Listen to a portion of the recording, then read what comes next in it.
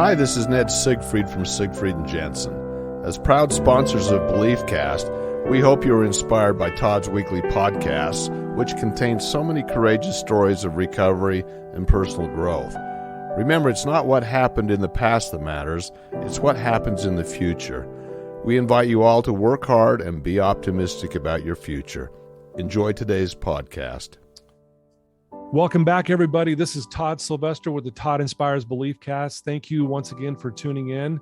You guys have been fantastic. We are trending on iTunes and Google Play and many other platforms out there because of everyone not only tuning in, but sharing these episodes. And I also want to thank our previous guests. They've been vulnerable. They've come out and shared some amazing things, and it's just been fantastic. I want to give a shout out to our sponsors, Siegfried & Jensen, Wasatch Recovery, Veracity Networks, and I Hill Institute. Thank you for believing in me and helping push this message out to thousands and thousands of people. And today's no different. We have an amazing person on today. We're joined by Dr. Shannon Ritchey. Shannon, thank you for joining us. Thank you for having me. I'm so excited. Yeah, this is going to be great. A little background on Dr. Ritchey. She is a physical therapist, longtime fitness instructor, I think over 10 years. She's also a biomechanics expert, which I don't know much about that, so I'm excited to learn more about that. She is the founder and owner of Evlo Fitness, a virtual fitness platform that seeks to create strong, fit bodies with less joint wear and tear. She's originally from Kansas, currently lives in the LA area. She's a wife. She also has her own podcast called Fit Body, Happy Joints, where she actually talks about controversial things. You like to kind of mix it up, which I think is fantastic.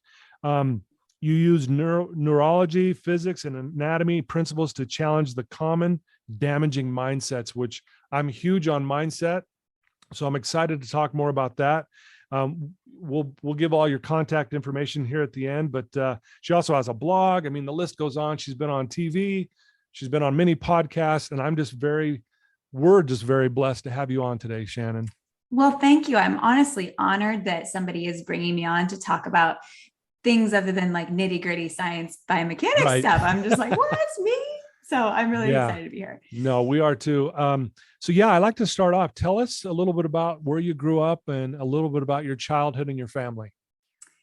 I grew up in Wichita, Kansas.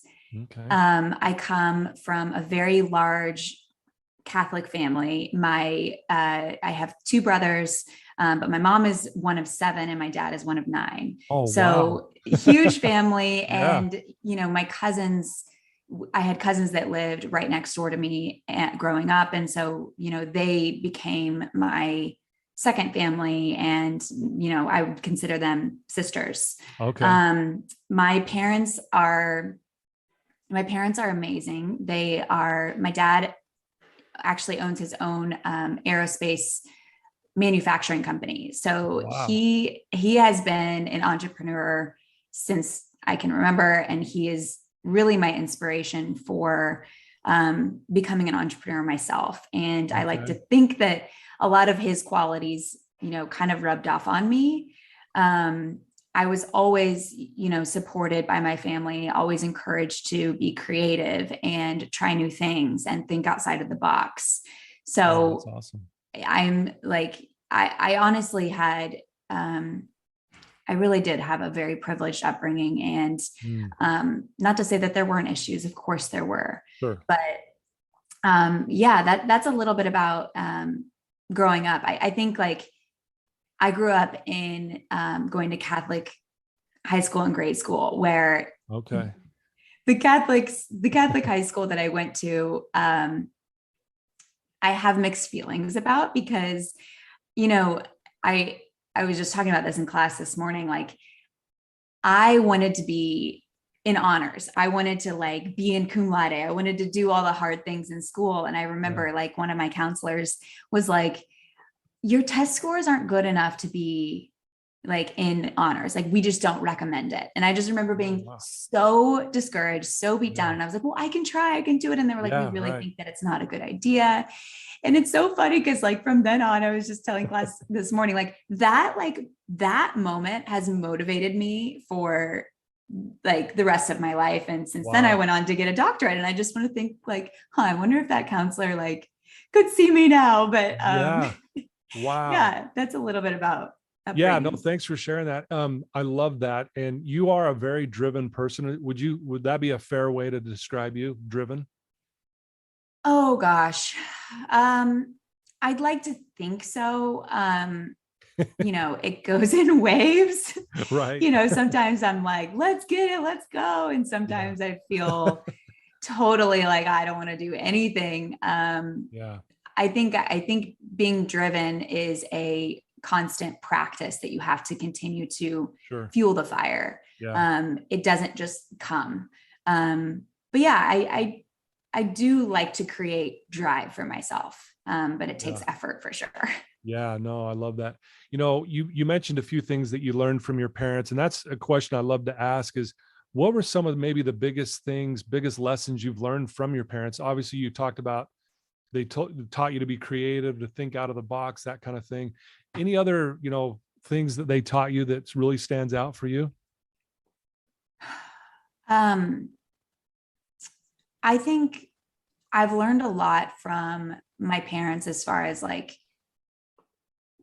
how I want to be in the world and how I want to go out. Like, I think they are responsible for a lot of my drive. Yes. But on a softer side, like my parents have taught me a lot about how to be in a relationship and how to be a partner. They've definitely had, as most marriages, I'm sure, like ups and downs. And I remember them fighting growing up, but I always remember them forgiving each other and making up, even if it was days later. And they've been through a lot, and they're still together. They still love each other. And one of the things that they do that I try to implement into my marriage is forgiveness and laughter and humor. That can get you through humor, and forgiveness can get you through some really dark times. So I really, really admire their marriage. And, I like to take a lot of things that they did and like, hopefully make it even better in my own marriage. Yeah. Wow. That's beautiful. Forgiveness is a big thing, isn't it? It's like, it's so freeing when we can do those things. And that's awesome. As you were growing up, describe how you were you this confident kid? I mean, obviously when people see you now, they probably think, man, this woman's got it, she's got it dialed in. But as you were growing up, I mean, have you always been this confident person? Oh, I think maybe people from the outside would think that. Oh, inside, no, definitely not. I like growing up hated myself, like really, I actually got voted. A lot of people would not like believe this now, but I got voted class clown in high school because I think I overcompensated with trying to make people laugh and trying to, be ridiculous and over the top. And I think a lot of that stemmed from, like a lot of kids in high school, like trying to make myself feel like I was enough, like I fit in. I didn't feel like I was smart. I didn't feel like I was pretty enough. I didn't feel like I like had anything to offer besides maybe being ridiculous and the loudest person in the room and like funny. Maybe some people didn't think it was fun. I was funny, but maybe my friends did. Right. But like looking back, I'm like, that really wasn't that funny. I think like that was my overcompensation. And it wasn't until, I'm still working on it, but in my late 20s where I'm like now starting to step into like, okay, I have more to offer than, just being the most absurd one at the party or whatever it is. So I was not always confident, and it still is a struggle. I think a lot of women are conditioned to believe that like being beautiful and being thin are your most important things in life. Right. And I was definitely, I definitely got that growing up. and it was being thin, being beautiful, and then like finding a husband. Like those were like the most important things I felt like. And I didn't, and so those are the things that I like tried to prioritize. And yeah, it's still something that I'm working on. Like, can I feel intelligent enough? Mm-hmm. Can I like think that I'm worthy even without humor? So those are things that I'm still working on. So no, I love that. Thanks for sharing that. I think most people listening to this would agree that on some level they've struggled with the exact same things. Obviously, when we're growing up, we're trying to fit in and find our place in the world. And, I heard this once in a leadership course that the loudest person in the room is usually the most insecure. And I've been there too. And you described that like, hey, you were kind of overcompensating because deep down, maybe you had feelings of maybe you weren't enough or pretty enough or what have you. And then you're still working on it. And I appreciate you sharing that, because I think it's one of those things we're constantly just, checking ourselves and trying to reshape that narrative again and making sure we're, on the right track in that. So thanks for sharing that. Yeah, of course. So, you do come across, honestly, as this very driven, confident woman, just because of, your success that you're having now, so you go to high school, right? You graduate from high school. Where were you headed at that point? What were your dreams? What at that time, what did you want to do?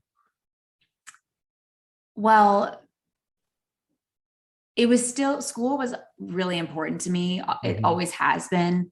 I definitely always wanted like straight A's. I definitely wanted the best grades. I, like most freshmen in college, I went to the University of Kansas and I had no idea what I wanted to do. So I majored in business and thinking like, okay, this will work. This will be a catch-all. And, I interned at a software company actually my junior year. I was on track to get a degree in business. And I was like, holy moly, this is not what I want to do. Like I found myself more interested in like figuring out how I could teach the yoga classes than like the actual projects I was working on. And so I rerouted and decided to apply for physical therapy school, got in, I went to University of Kansas Medical Center for Physical Therapy School. But yeah, college was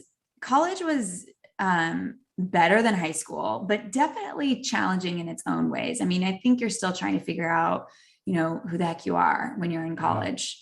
And there was a lot of partying. I was with my husband at the time, but our relationship, both of us laugh about it now, was like terrible. It was like, filled with jealousy, filled with fighting, filled with explosions. So, I look back on college and it was a blast, but it was not a lot of like, I didn't feel very fulfilled coming out of college, like emotionally, mentally. I just felt kind of drained and probably maybe a little bit more confident, but not super not like I found myself. Like a lot of people talk about that and like finding yourself in college. No, I did not feel that way. Well, again, and it's neat that you and your husband can look back and go, man, look at how unhealthy we were, but you obviously worked through that and you're obviously together now and things are better. But it's good that you can look back and go, hey, it's tough that as that was, look where we're at now, and to be able to push through that. And I appreciate you sharing that. Yeah. We feel like we both are two different people and our relationship is completely different. And I think, it took some maturity, it took some patience, it took lots of communication, lots of forgiveness. But the thing that I think both of us could admit that we've done the most is focus on improving ourselves and not using the other person to fulfill some need or to, fill some hole. Like, it's like, at one point I was like, he doesn't do this and this and this and this and this. And then I was thinking to myself, like, basically what I wanted is for him to make me feel better about myself. I wanted him to make me feel confident, me feel beautiful, me feel all of these things. And of course I didn't feel those things about myself. So if I don't feel those things about myself, even if he's telling me these things, I'm not going to believe him. So I ultimately think that both of us take extreme responsibility for ourselves and managing our own insecurities, our own, baggage stuff. Yeah. And then the other person, like, I just see him as like bonus. Like, I got myself, I'm good. Yeah. Or at least I try to be. And like, he is bonus in my life. And I think that has exponentially improved our relationship. Wow. So beautifully said. I had a mentor of mine years ago tell me, he asked me this question: "Hey, does your wife make you happy?" And I'm like, "Oh yeah." And he's like, "No, she doesn't." I'm like, "Yeah, she does." And I'm like, "Where are you going with this?" Right. Yes. And it goes along with what you just said, is my happiness has to come from within me. I've got to be comfortable in my own skin. My wife, on top of that, is just a bonus, right? And it's not my wife's job to make me happy, right? And I love that you point that out. And I think a lot of people listening to this who may be struggling, whether personally or in a relationship, is you have to take care of you and get you where you need to be, and then you can enjoy being in a relationship, right? Yes, because otherwise they will never live up to your expectations of what you think you need from them. Yeah. Because it's got to come from inside of you. And the most beautiful thing is that it is so much more fun to be in a relationship when you view the other person as bonus, when you're not viewing them as like, I need them for my own self-worth. I need them for my own happiness. I need them for my own security. When you're like, oh, like I got it myself. And like, you're just adding. Yeah. Instead of filling. It's just, it's huge. It's everything. That's beautiful. So what, if I could ask, people listening to this might want to know, what are some of those things you did to really work on you? Like, can you maybe give us some, specifics around that? Yeah. Well, I had a little bit of a crisis when we were engaged, and this was the time where I think, I had been in school for so freaking long. Like I was like 20, I was 26, 27. I just graduated school. I was having a little bit of a self crisis. I was like, where am I going? This is it. This is like, I'm done with school. This is now my life.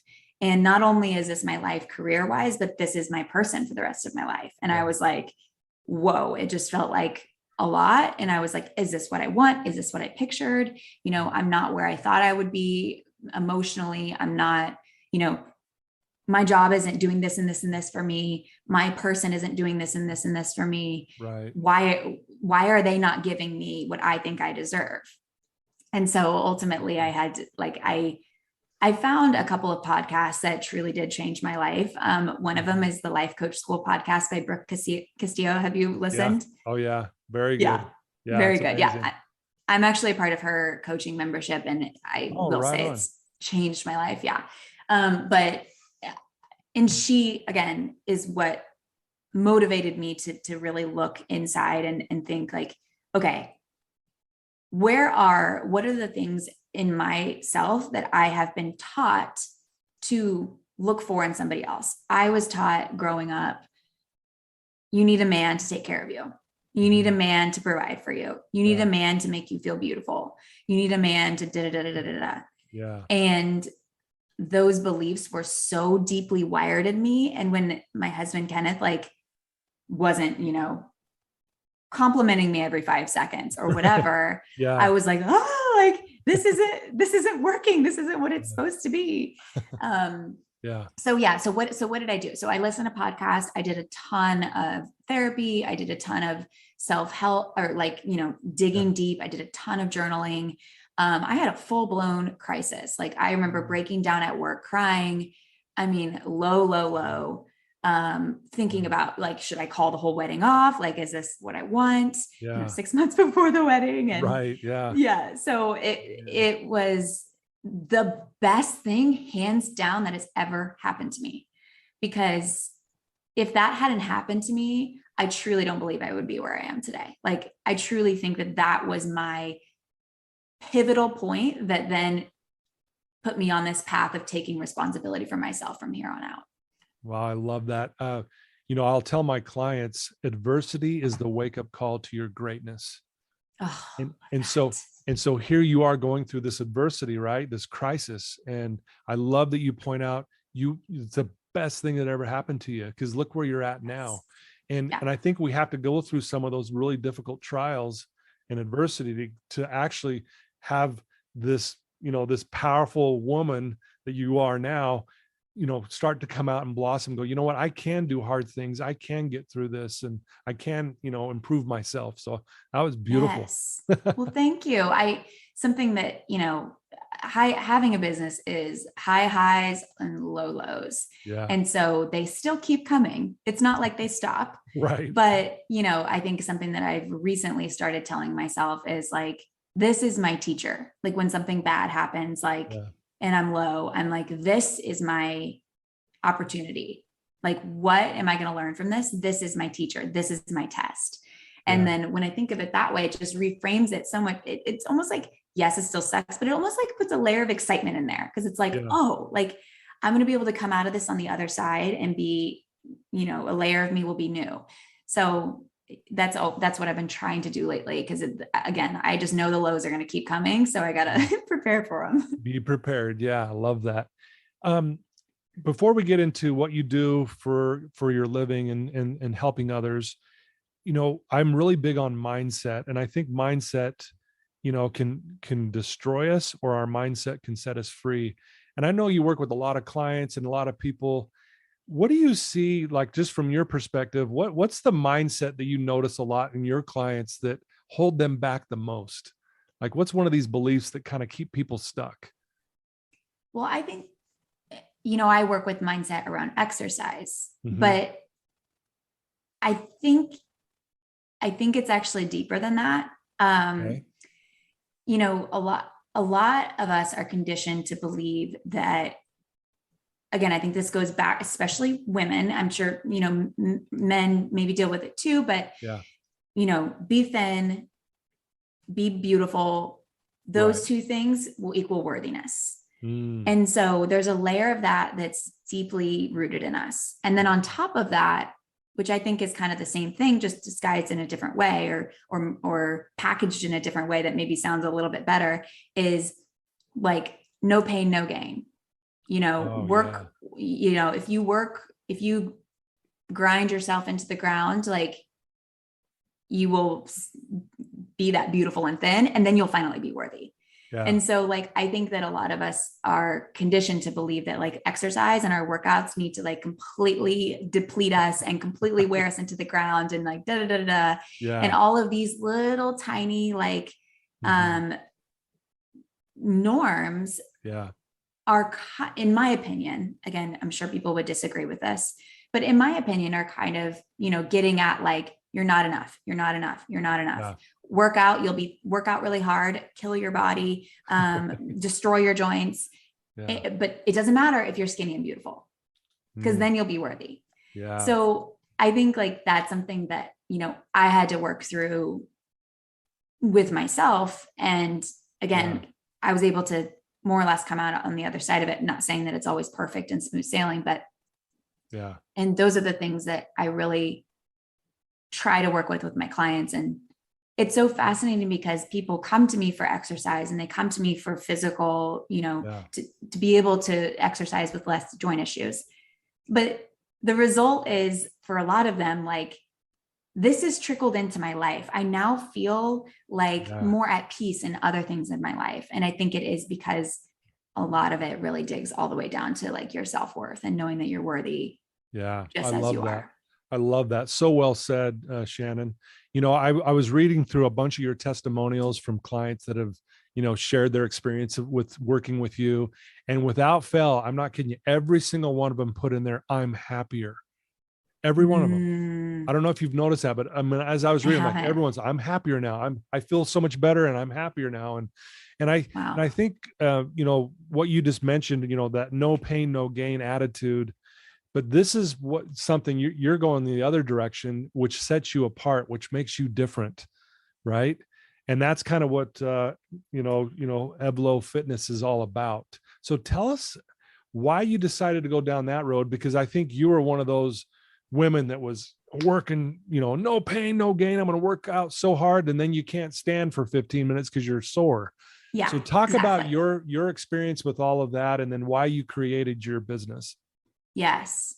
So first, before I get into that, I want to back up, because I think that I don't think there's anything wrong with working hard and being dedicated. Like I need to make sure I clear that up. It's just when you're doing it, even though your body is falling apart and screaming, like, help me, please stop. And you're still doing it, because you think it like will ultimately, make you more thin or make you whatever. Right. Yeah.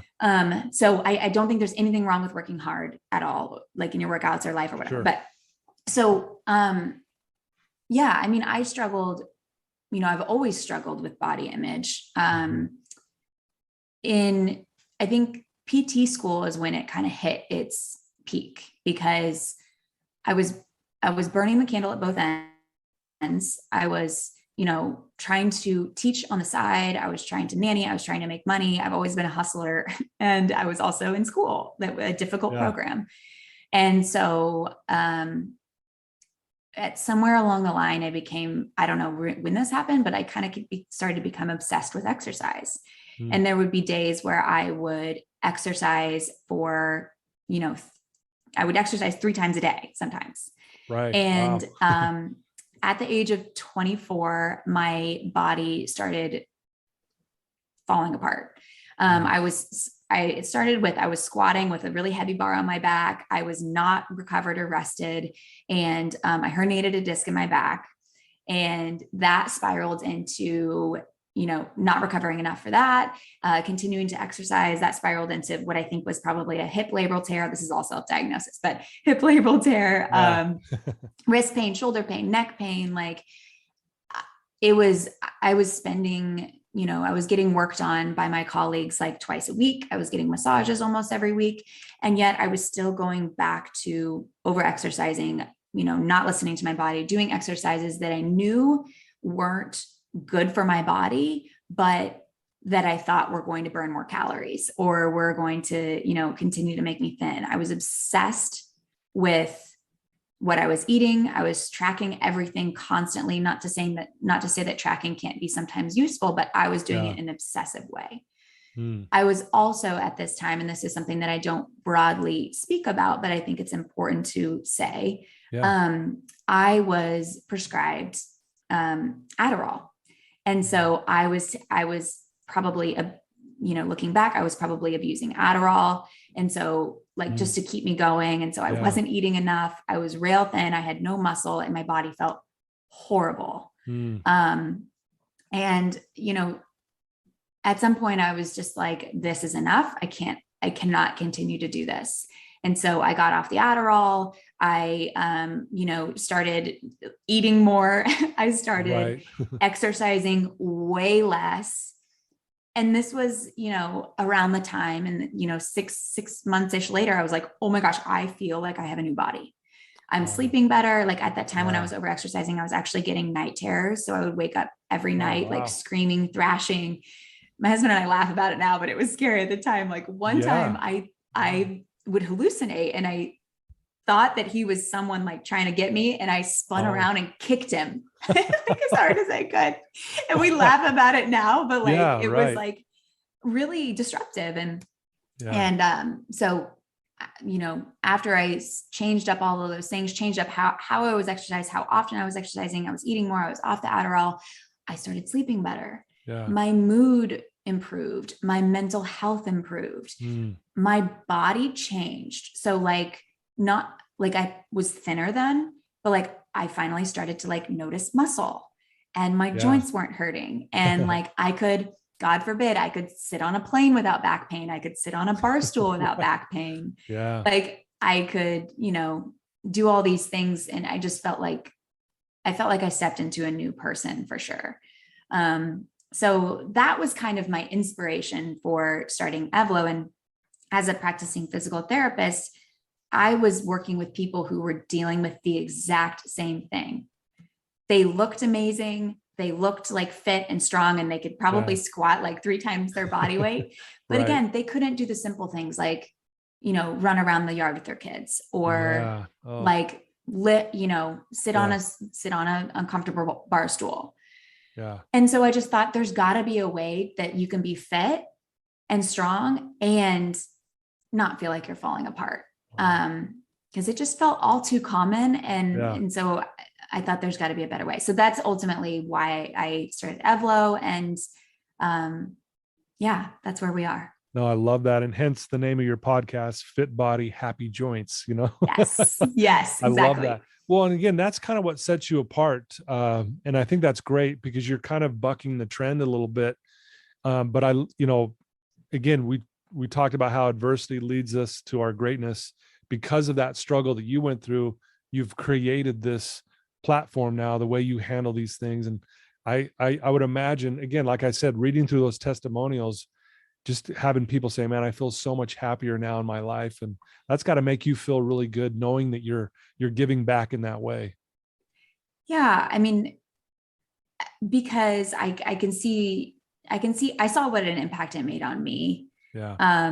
And honestly, it's still really weird for me to read those things. Like, I think having a virtual business is so freaking weird because you never really like meet people in real life. And so it doesn't really feel real to me. Like, I'm like, there's people that are actually like watching my classes and like listening to what I'm saying. Like, sometimes I'm like, like I better really watch what I'm saying and what I'm doing. And like, people are watching, but like to hear those things, it's, every single time I read something like that, I'm like, pinch me. Like, is this real? Like, right. I never thought I would be able to have an impact on, people's lives in this way. So it's really pretty crazy. No, that's amazing.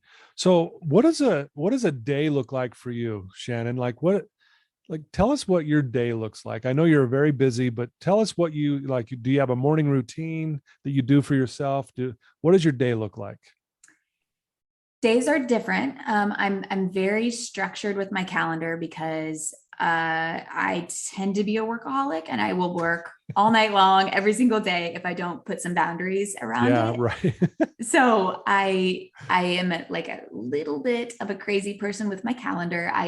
Every Sunday night I sit down, I make a list of everything I need to do for the entire week, and then I put it into a timed slot on my calendar. So if you look at my calendar, there's like, we've got, this podcast, and then I have a little bit of a break, and then I'm filming classes, and then I have a meeting, and then I'm filming more classes, and then I have a meeting, and then all the way down. Right. So, but mornings are like, I love to sleep as much as possible. So I sleep in, I have a cup of coffee and plan my class, and then I teach.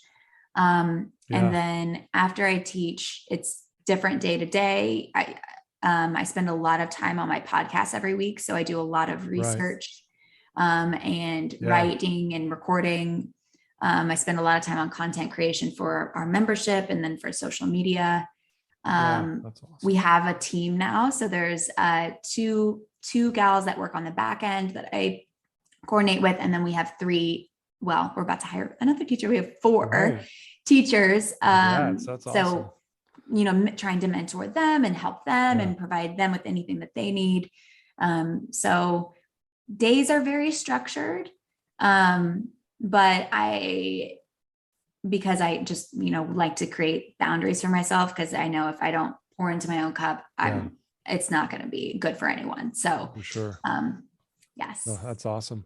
Okay. I'm going to ask you a tough question. Well, it could be tough. Okay. What do you love most about you? Ooh. Put you on the spot here. It's so interesting. It's so much easier to think about the things I don't like. I know, but I'm trying to, yeah. I bet that's a lot of people, but I'm trying to rewire my brain to lean positive rather than to lean negative. Yeah. I think it's my willingness to, I would say, think outside of the box. Okay. Like with everything. Like I've always been like kind of scrappy, and like I always look for opportunities, and like business opportunities mainly, but also opportunities with my relationships. How can I like create a stronger bond with this person? How can I, think outside of the box to maybe show up better for myself so that I can improve the relationship as a whole? Yeah, I would think that I'd say that's probably my favorite. Yeah. Love it. That's amazing. If there's someone, who's listening to your story today, in this moment, they're really having a hard time. They're just struggling in life in general. You've already given some great advice and things, but what would you tell that one person right now that could maybe help them, maybe make it through what they're going through? Oh man. This was me last week. I was like struggling. I think one of the things that's changed my tolerance to pain and to hard things, like emotional pain and to hard things, is to not push it away with food, with alcohol, with working, with,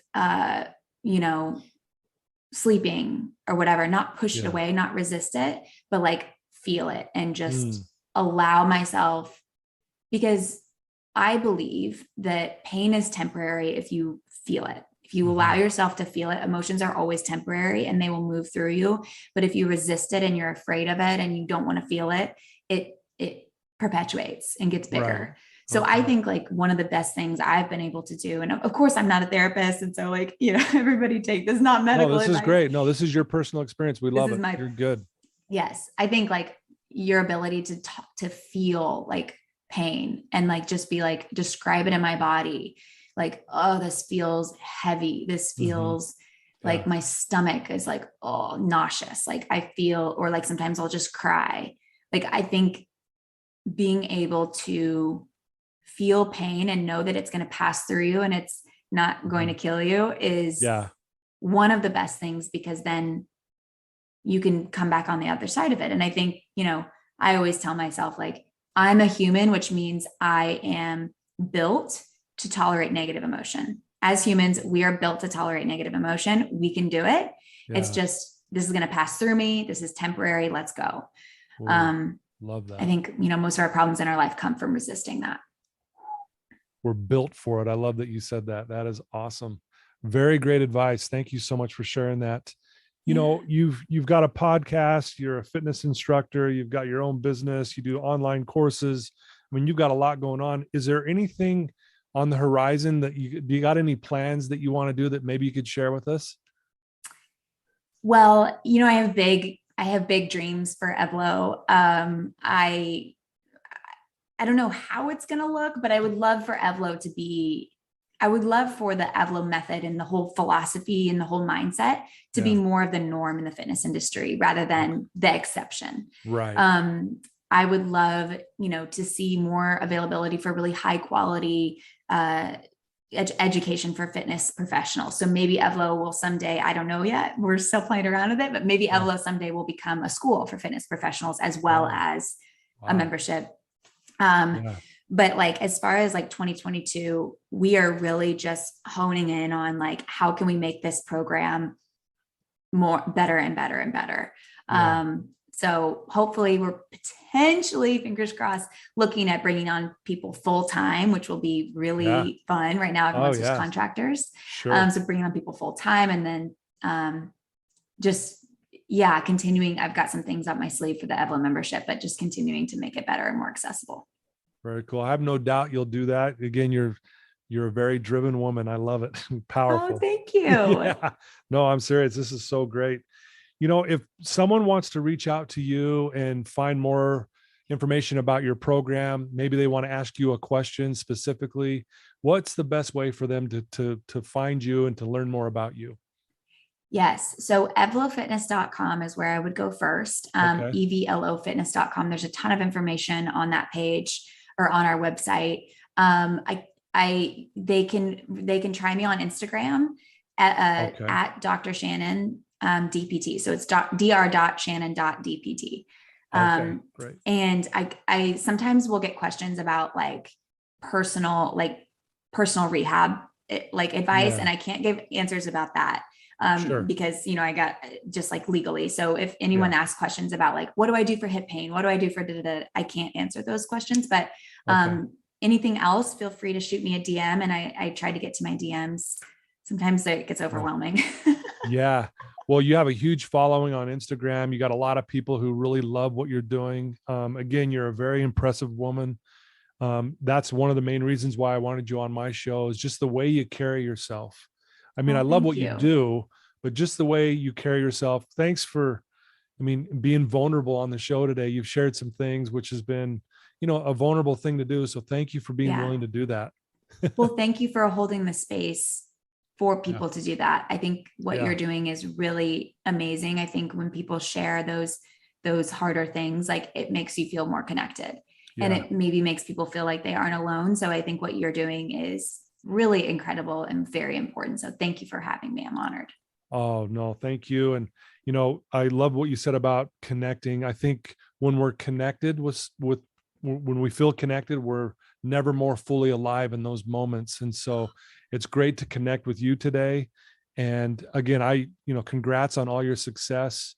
I love that you did struggle too, because look what you're doing now, and, the world needs you. And I don't know. I'm just so impressed with the way you do things, and it's awesome to watch. Oh, thank you, Todd. That's so sweet. I'm honored. Oh, you bet. Well, there you go, folks. I told you this was going to be another great episode. Please check out Shannon at evlofitness.com. That's EVLOfitness.com. I've been there. It's a beautiful website. You can get all the information. You can read her blog as well and connect to her podcast. Please do that. And if anyone who's struggling or needs some inspiration in their life, share this episode with them, please. And again, thanks for tuning in. And once again, Shannon, thank you for your time today. It was wonderful to visit with you. Thank you so much, Todd. I loved it. All right. There you go, guys. I love you guys. Until next time, take care.